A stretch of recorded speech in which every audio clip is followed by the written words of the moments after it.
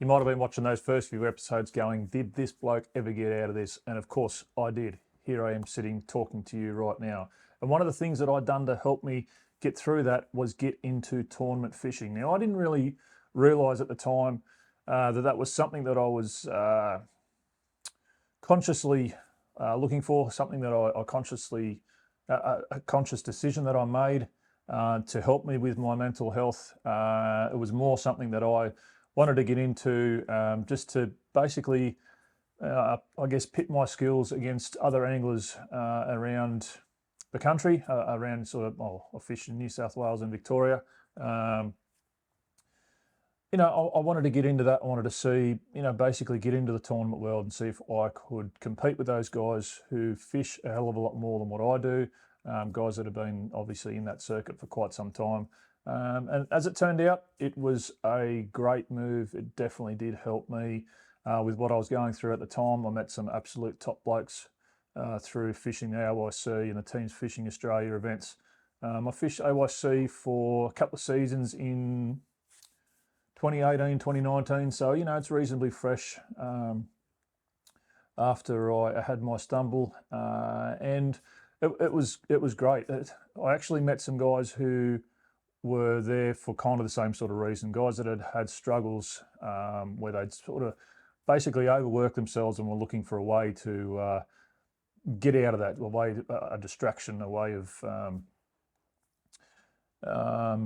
clearing their head, decluttering their head and clearing that head noise. And, some of those guys I'm still in contact with today. I don't sort of see them as regularly, obviously, but every now and then you do run into someone out on the lake or something like that. You come across them on the socials or flick a message every now and then, just say, hey mate, how you going? So that stuff's really good. And I really do treasure those friendships as well, because when you're in those tournaments, while you are competitive with those guys, you're also, you become quite good mates. And the bits and pieces that go along with being part of tournament angling is, they're really, really good. You got accelerated learning, you meet good people, and you challenge yourself. So, and I think challenging myself was probably a big part of it. Like I said, I didn't consciously go, okay, I'm going to get into tournament fishing to help fix my mental health. And I think I actually don't really like that phrase, to be honest, fixing mental health. I don't think that's actually a thing. I think it's more a management thing, and everyone does it on a different level. Everyone's ability to process hardships and mourning and those sort of things. Everyone's different. Everyone's got their own way of doing it, and sometimes it catches up with some people more than others. Work pressures and all that sort of stuff. Everyone has them in their life, but unfortunately for some of us, we get a bit too caught up with it and forget to process it, and we ended up having a stumble. Tournament angling. Like I said, got first of all into the Australian Yellow Belly Championships. Now I absolutely love chasing yellow belly or golden perch. They're one of my favourite species to fish for. And so it was a natural thing for me that I would, get involved in that. And I mean, I remember the very first time I really did feel like a fish out of water, to be honest. There was some very, very impressive rigs out there on the water with some very impressive electronics and gear and all that sort of stuff. I mean, I'm talking about, bass boats that'll do 120, 130 kilometres an hour on the water. And I thought I was pretty slick back then with my 450 horn that would do about 65 k's an hour. So I learnt pretty quick that, there's some pretty impressive rigs out there and some pretty bloody impressive anglers as well. So some really switched on guys that, were able to work waterways out quite quickly and put results on the board. Especially those guys fishing their home grounds. I know that I fished Burrinjuck a couple of times and done quite well. I think we got podium finishes on both of those events at Burrinjuck. I never actually got a first place there, but that sort of didn't matter too much. It was, the process of doing it and like I said, pitting my skills against these other guys, and they're like I said, really competitive, smart, switched on anglers, and they really knew how to fish or know how to fish. So that was, it was good. It was good for me. it was one of those things where I had to be a little bit careful again that I didn't push too hard, because I, I'm kind of, one of my traits is to a bit sort of all or nothing. So if I'm going to put my hand to tournament angling, you can guarantee that I am researching, I'm pre-fishing if I can, doing everything I can. I'm, searching on Google Maps waterways that I've never been to. I remember driving 10 hours to Copeton to compete in a round up there. We actually got a third up there, which is pretty bloody cool. That was just when, I think that was just when the live scope was coming in. We obviously weren't fishing with it back then. But it was pretty amazing to get up there and be competitive in a place that I'd never even laid eyes on before. But you can guarantee I was scrolling through the internet and YouTube and looking at old magazine articles and anything I could find, absolutely anything at all. Google Earth, trying to work out from sort of my home waters where those fish might hang in that particular lake. As it turned out, some of those similarities were there, but of course it was very different as well. And you get one day as a pre-fish day, traveling from 10 hours away. We had one day to try and break down that lake and nut it out. And as it turned out, we actually got some pretty good results out of it. So that was great fun. And I get to fish with some great people in my boat. I fish with my brother, I fish with a mate, a couple of different mates actually, throughout that season. And that was great fun. It's good company, and then of course all the guys that you get to meet and get to know around the tournament circuit as well. So that was a really really important step, and I mean my learning accelerated through the roof during those couple of seasons that I did get into that tournament side of things. I've been able to then build on those skills that I learnt from those other anglers, and learnt from challenging myself and learn how to break down a waterway more quickly and things like that. And of course, that is very, very distracting of everything else that's going on. It takes a fair bit to be competitive at a new waterway that you've never been to before.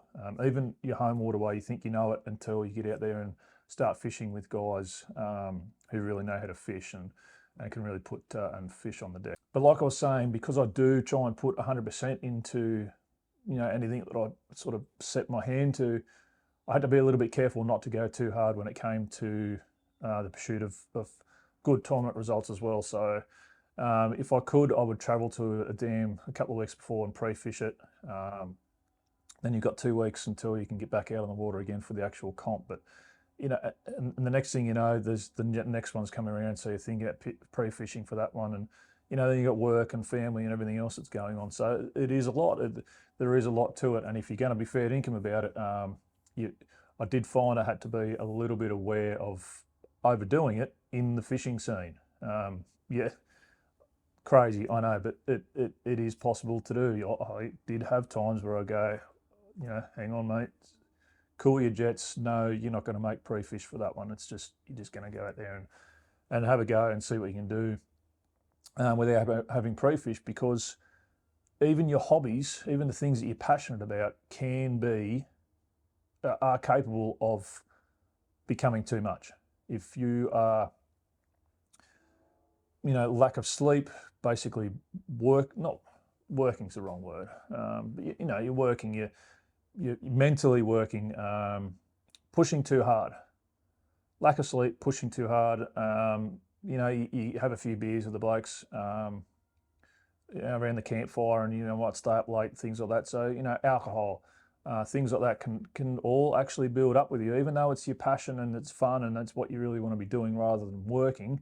It still can be something that can be detrimental to your mental health. So just something to keep in mind, but it definitely helped me. It helped me to put my focus into something that I was passionate about, something that I was really wanting to do. I really wanted to be competitive, I wanted to learn, and I wanted to pit my skills against other anglers. And so that was really, really helpful for me to put all my effort into that avenue and see what sort of results I could get. And I did have some great results, but rather than so-called podium or top 10 finish results, the really important results for me was the camaraderie that comes along with that group of people. That's something that I never expected, They are a very welcoming bunch, a lot of those guys, and I do, thank them for that, because it was a pretty tricky time for me back then. Not that any of those guys probably knew anything about that, but you know, we were welcomed into the fold, and it was fantastic. So I had, I met some really good people. I was able to accelerate my learning. I was able to put my skills and my knowledge to the test, and have a bloody good time doing it. So it was definitely something that helped me through that pretty tricky time. And it doesn't have to necessarily be tournament angling for you. Like I said, it could be, chasing a different species. It could be trying a dune technique. It could be something as simple as, I'm going to try bank walking for murray cod or yellow belly on the rivers, rather than fishing out of the boat, or fly fishing. Or it could be a different type of lure. I want to catch one on a plastic. I want to go and catch a murray cod on a weedless plastic. Do it. Research it. Put your mind into it. It will drag away all that other crap that is dragging you down. Put your focus into that pursuit. You'll be quite surprised at how much it helps. It could be something completely different. It could be non-fishing related. It could be anything at all. Now, I've actually got a side hustle, which is a really, really interesting one, completely separate from fishing, absolutely nothing to do with fishing at all. But I find that very, very helpful for me. It's a hobby that's turned into another small business of mine, which I really enjoy. And I will talk about that one on the very next episode. Thanks for watching, guys.